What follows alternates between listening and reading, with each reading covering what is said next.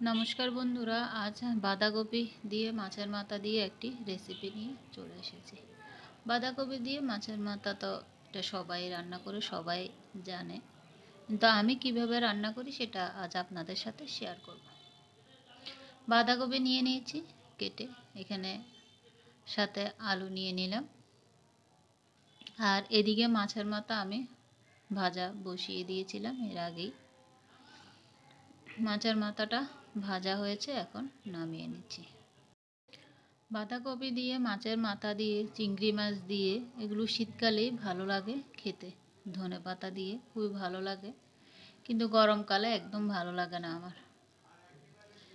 সামান্য হলুদ গুঁড়ো দিয়ে এখন আলুটা ভেজে নিচ্ছি। রান্নাটা খুবই সহজ, খুবই তাড়াতাড়ি হয়ে যায় রান্নাটা। আলুটা ভাজা হয়েছে, এখন নামিয়ে নিচ্ছি। আলুটা কিন্তু একদম সিদ্ধ হয়ে গেছে ভাজার মধ্যে। এখন ফোড়নে দিয়ে দেব। এখানে ফোড়নে আমি দিয়ে দিয়েছি গোটা জিরে। 5 ফোড়ন দিলেও ভালো লাগে, গোটা জিরে দিলাম, যেহেতু আজকে আমি পেঁয়াজ দেব সাথে। অন্যদিন রান্না করলে শুধু আমি 5 ফোড়ন দিয়েই রান্না করি, আর 5 ফোড়ন দিয়ে বেশ কয়েকবার রান্না করেছি, কিন্তু আজকে একটু পেঁয়াজ দিচ্ছি সাথে। তো এই পেঁয়াজের সাথে গোটা জিরেটাই ভালো লাগে, তাই পেঁয়াজের সাথে গোটা জিরে দিয়ে দিলাম। এলাচ, দারচিনি, তেজপাতা দিয়ে দিয়েছি। ভাজা হয়ে গেছে, এখন কেটে রাখা বাঁধাকপিটা দিয়ে দিলাম। বাঁধাকপিটা ভাপানো ছাড়াই দিয়ে দিচ্ছি, কারণ আমার থেকে মনে হচ্ছে এখন যেহেতু শীতটা বেশি পড়ে গিয়েছে, এখন বাঁধাকপির মধ্যে কোনো গন্ধ নেই, কোনো কিছুই নেই, তাই বাঁধাকপিটা আমি এমনি দিয়ে দিলাম।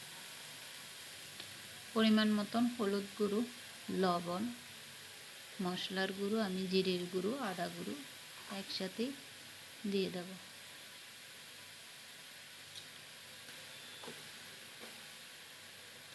এভাবে রান্না করলে সময় কম লাগে, তেলও কম লাগে, মশলাও কম লাগে, অল্প ইয়েতে রান্নাটা হয়ে যায়, খেতেও ভালো হয়।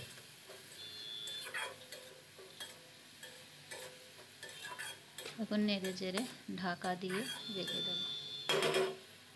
5 মিনিট ঢাকা দিয়ে রাখবো, এর মাঝখানে আমি একবার নেড়ে চেড়ে দেব। 5 মিনিট পর চলে আসলাম, মাঝখানে আমি একবার নেড়ে চেড়ে দিয়েছিলাম। এখন ভেজে রাখা আলু, মাছের মাথা দিয়ে দিলাম। এখানে আমি একটা টমেটো দেব, টমেটো দিলে একটু ভালো লাগে খেতে। টমেটো দিয়ে দিচ্ছি। এখানে আমি কাঁচা লঙ্কাটা মাঝখানে ছিঁড়িয়ে দিয়েছি, এখানে আমি কোনো লঙ্কার গুঁড়ো টুড়ো কিছুই দিইনি।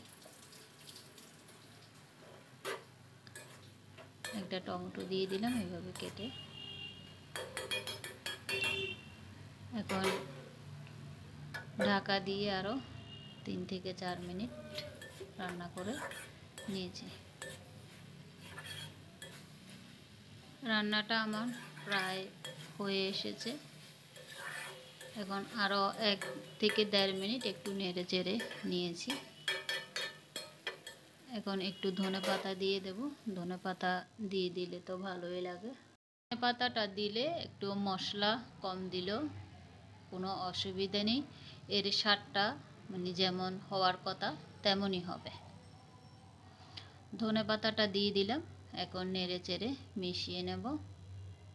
এভাবে রান্না করলে খুবই অল্প সময়ে বাঁধাকপিটা রান্না হয়ে যায়, এতে তেলটাও কম লাগে, আর ধনেপাতা দিলে তো মশলাটাও কম লাগে। রান্নাটা কমপ্লিট, এখন নামিয়ে নেব। কেমন লাগলো কমেন্ট করে জানাবেন আপনারা।